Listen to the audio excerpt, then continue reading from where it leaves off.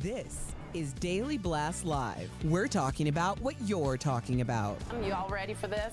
This is a sham. No. Y'all, just stop. Get real. Welcome to DBL. Hello, everybody. We got a full house We got over a full here. House. I'm too low. What do you call that, a flush? No, you call it a full house. Okay. Back on board. Welcome, Dr. Coley. She's joining us this morning in a beautiful spring dress. And as we all know, spring is everywhere you look. Trees are blooming, flowers are up. And for millions of us, this means allergies. Wow. What is this, an improv show? Can I get a word? Okay. This year's allergy season, though, seems very much worse than ever, with people saying they're trapped in what they call, quote, a pollen prison. A new survey found that nearly half of those who suffer from allergies are not spending as much time outdoors, and even more people are feeling annoyed and frustrated that symptoms are causing them to miss out on time with friends and family. So, Doc, what is going on with this year's allergy season? Why does it seem so bad? I sneeze, but I'm not really joking. Before, when I was putting on my mascara, I sneezed and poked myself in the eye with it, and it's happening every day. Every day? Every day. You're stabbing yourself in the eye every day. Every day. What's going on? She's not the only one sneezing and stabbing It's terrible. My nose. It's been really bad. In fact, what they're saying is the allergy season this year is about 20 days longer than it has been in the past. And if you look at pollen counts right now, they're up 20% from what they were several decades ago. So it used to be back in the 90s when we had allergies, it was just a few weeks in the spring and then it would be gone. But now we're seeing them last a lot longer. And we think this is because the temperature is warmer, we have more air pollution, we have more precipitation. But here's the interesting thing. We used to think allergies are just a nuisance, right? They're annoying, but they can actually cause damage to the DNA in your nose because that chronic inflammation for long periods of time can actually change the way the structures and organisms and DNAs in your nose are functioning. What would happen to your nose? Well, you get structures like polyps developing, you get chronic inflammatory changes, so it's not healthy for us to have such a prolonged allergy season, which climate change has really brought about. And would you, and scientifically, it's Trump probably too, right?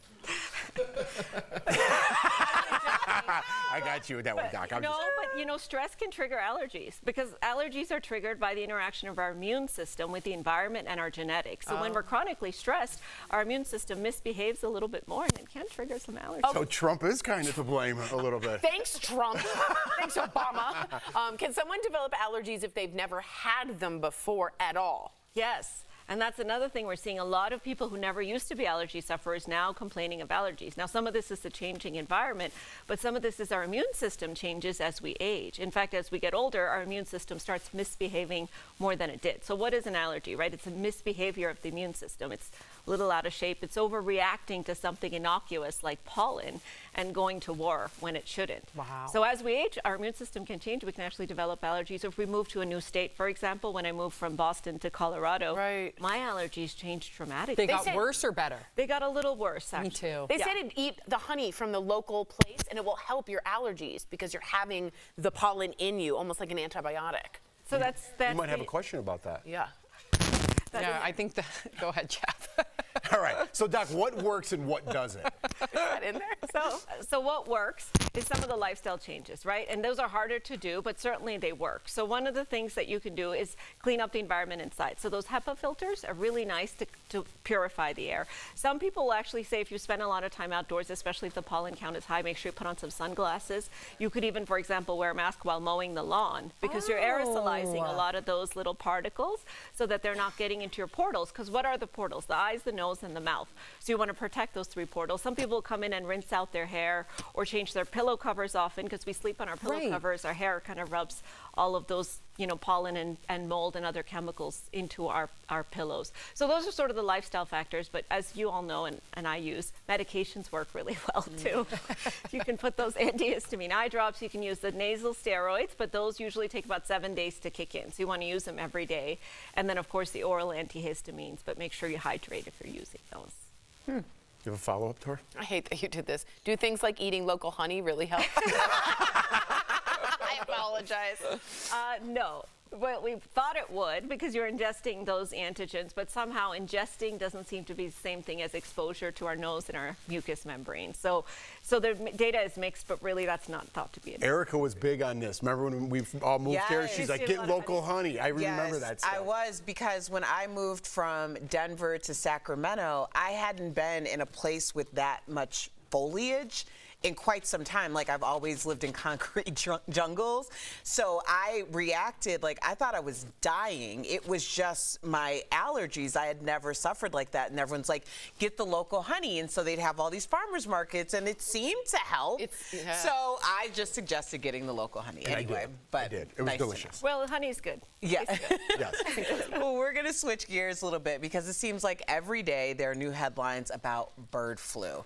They found traces of it in our milk supply, and now they're testing for it in beef. So, Dr. Coley, what is bird flu, and should we be worried about it? It's been around for a decade, so it's not a new disease like COVID was. It's the avian influenza. It's a specific strain, and it usually affects birds. Why it has our attention this year? Because it infected cattle. Okay, so what's the big deal? Ooh, it switched animals. So it's evolving genetically. And we actually have a case now of cattle to human transmission as well. He worked in a cattle farm and he got it. He was, just had a little pink eye from it, nothing significant.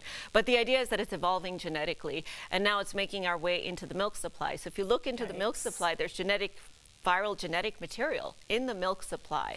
Now, the good news is you can't catch it from the milk supply if the milk is pasteurized, because the process of kind of pasteurizing the milk, heating it up, destroys the virus. So it's not infectious, but it is something we need to think about, in terms of our food supply, milk supply, and eggs as well. So should people take precautions when they eat eggs or beef or dairy? I mean, I'm a vegetarian. I don't have to worry, but just looking out for all my peeps, looking out. Well, I certainly am. So I used to eat like sunny side up eggs in the morning, and now I'm eating more omelets, because if you cook your food to 165 degrees or above, it's going to inactivate any viruses. And we think it's more widespread than we realize. We think more animals have it than we realize. Again, we don't think you can necessarily catch it from the food, but I wouldn't eat raw cheeses right now, or raw milk, or beef tartare, or anything that's not fully cooked while this outbreak is occurring. Huh, that's really important to know.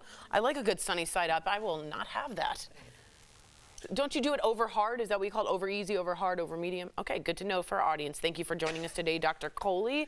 I don't know. I want to make sure DBL Nation follow Dr. Coley on social media at Paul Coley MD. Also, be sure to subscribe to her YouTube page. Plus, check out her podcast, Heart of Medicine, wherever you listen to your podcasts. Coming up on DBL, our interview with Bobby Moynihan. He's telling us all about being back in the Monsters, Inc. franchise. Plus, Babs. Barbra Streisand confuses fans with her comment on Melissa McCarthy's Instagram. Why did she mention Ozempic and then delete it?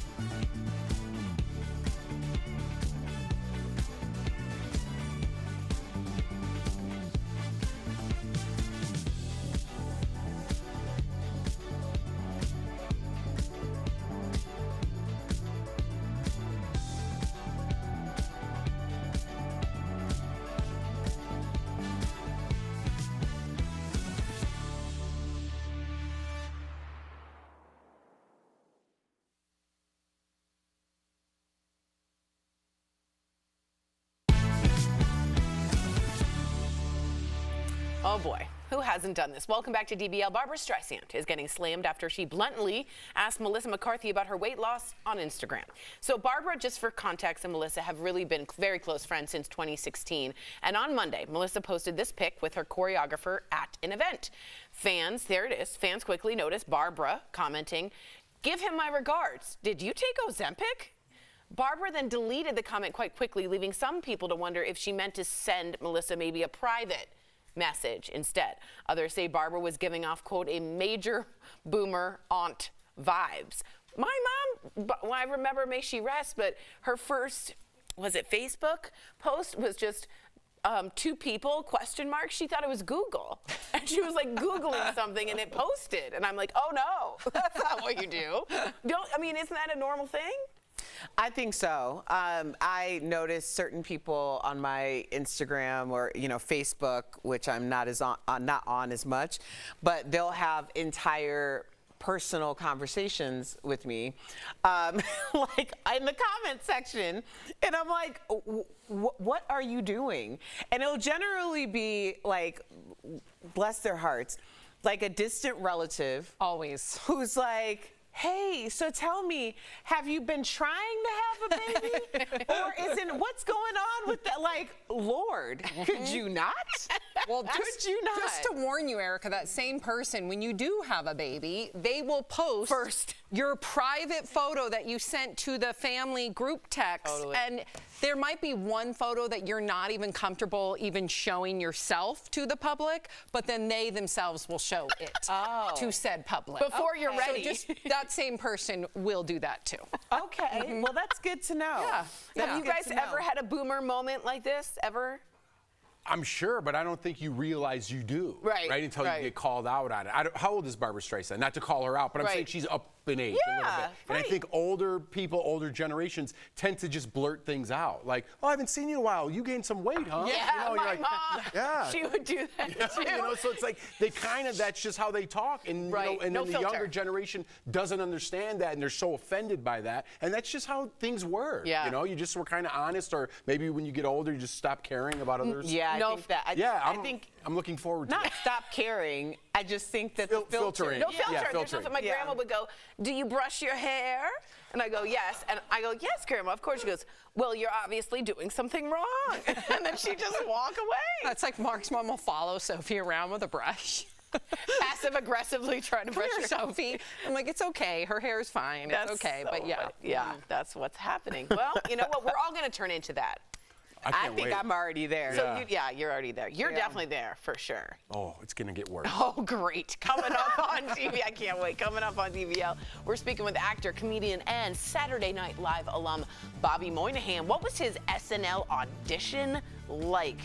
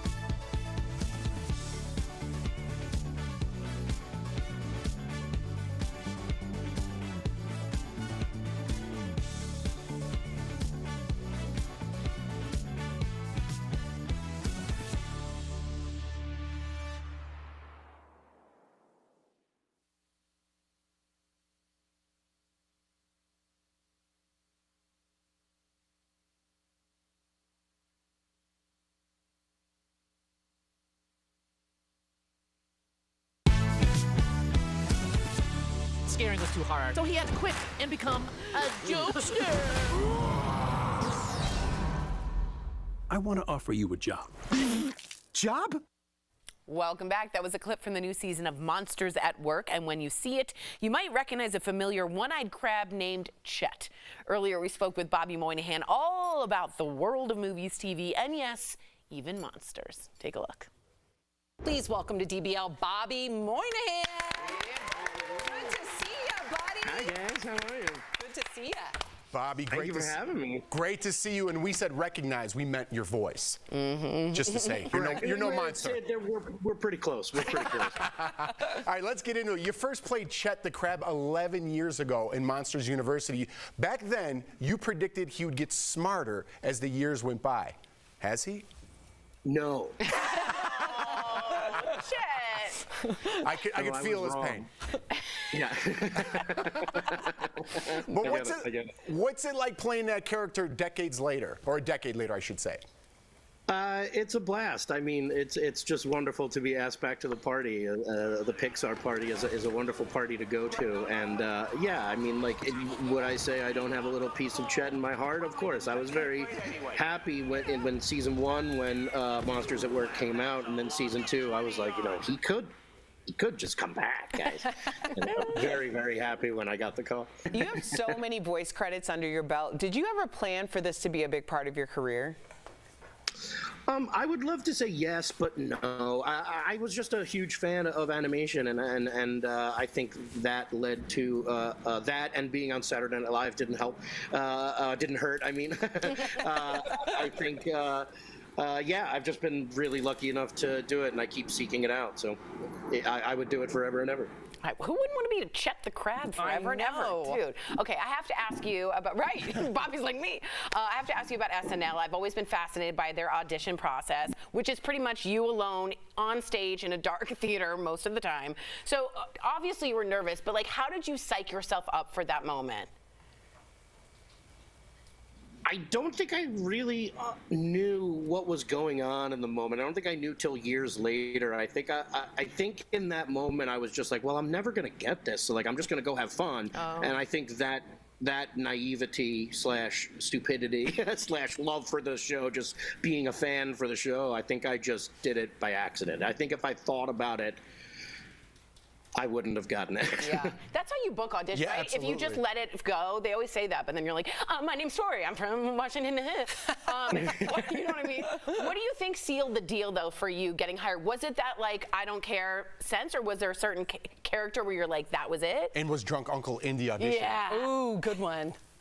Oh, no, that's funny. No, but like it was something I had done at Upright Citizens Brigade before, but it just wasn't Drunk Uncle. I would just pretend to be drunk to make my friends laugh.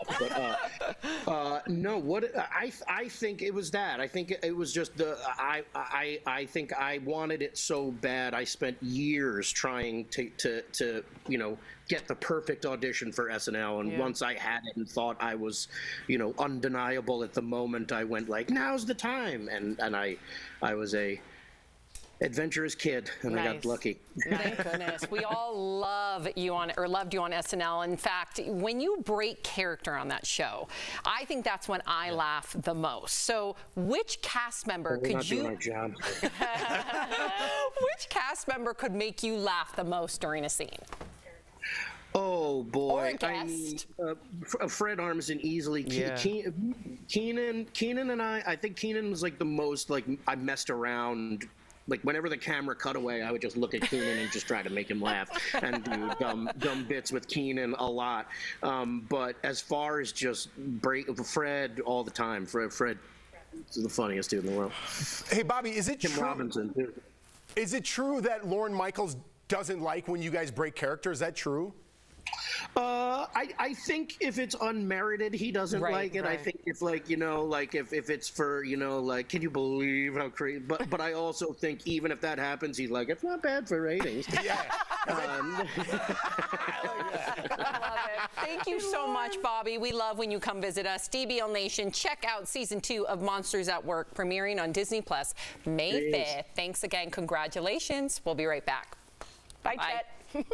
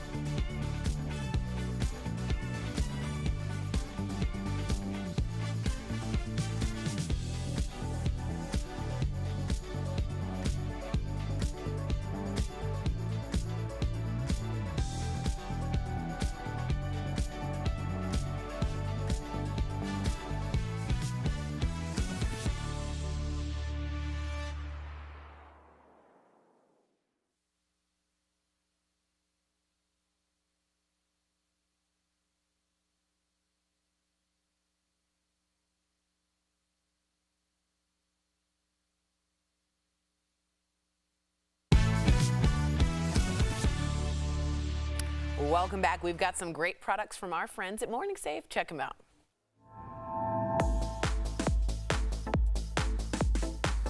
What do you have for us today, Steph? Let's go shopping. First up, we've got the Malibu Sky Daphne Sling with a front pocket and webbing strap. Nice. It's made of vegan leather and it's got 2 compartments for organization. Very nice. So normally this is $88. Oh.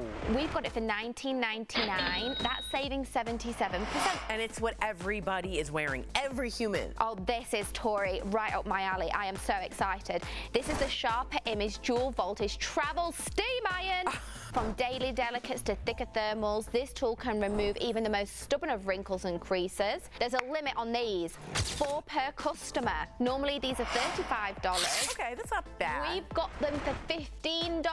That's saving 57%. I like how little it is. I'm in love with this little thing. I will good be for taking travel. it everywhere with me. Next, we've got the 2-pack US Polo Association 100% cotton oversized beach towel. Very nice. They're really thick. They're made of 100% cotton, so they're going to keep you warm and dry when it's needed. Normally, these are $30 each. That's not bad. We've got a 2-pack for $29.99, so that's saving you 50%. The stripes are very, very unisex, too. I could see this going for men or women, so great product, great price. And then last up today, this has got your name all over it. It's the Ludella Remote Control Real Flame Candle Set. It's a reusable candle that captures the allure of a flickering flame without the worry of the melting wax. Wow. This candle will maintain its shape and brightness no matter how long it burns, and each wax cartridge will burn for 50 hours. Normally it's $124, so it is quite pricey. Right. However, we've got it for $19.99. That's saving 84%. Imagine like garden parties and putting this all over. Oh, I know. I And would buy love that 3. You don't have the dripping wax that gets on the table and then you're trying to pick it off. Yeah, you have a little remote. Head on over to morningsave.com to snag these amazing deals at the lowest prices, or you can even scan the QR code right on screen to take you directly to these products on Morning Save's website. Thank you so much, Steph. Some good stuff there before we go. Did y'all see this? A man named Charlie in Oregon claimed the $1.3 billion Powerball jackpot. Now, he is a 46-year-old immigrant from Laos who has been battling cancer for years. He's splitting the $422 million lump sum payment with his wife, a friend, and here's some of what he said about winning the big prize. Take a look. I've been battling with cancer for 8 years now. Currently, I'm still having chemotherapy. Now, I can bless my family and find a good doctor for myself. Isn't this blessed? He also called his wife when he found out and said, "What are you doing?" She said, "I'm driving to work." And he goes, "You never have to drive to work again." And then he called his family members and said, "We're rich." And they were like, "What are you talking about?" And he's like really rich. How amazing. Dude, he could bring that money back to Laos and like really You've been there, right? Yeah, I've been there, and it's very impoverished, so he could do a lot of things, and I'm sure he will. He seems like that kind of guy just from the clip. Well said. Yeah. Good man. We'll see you next time, same place.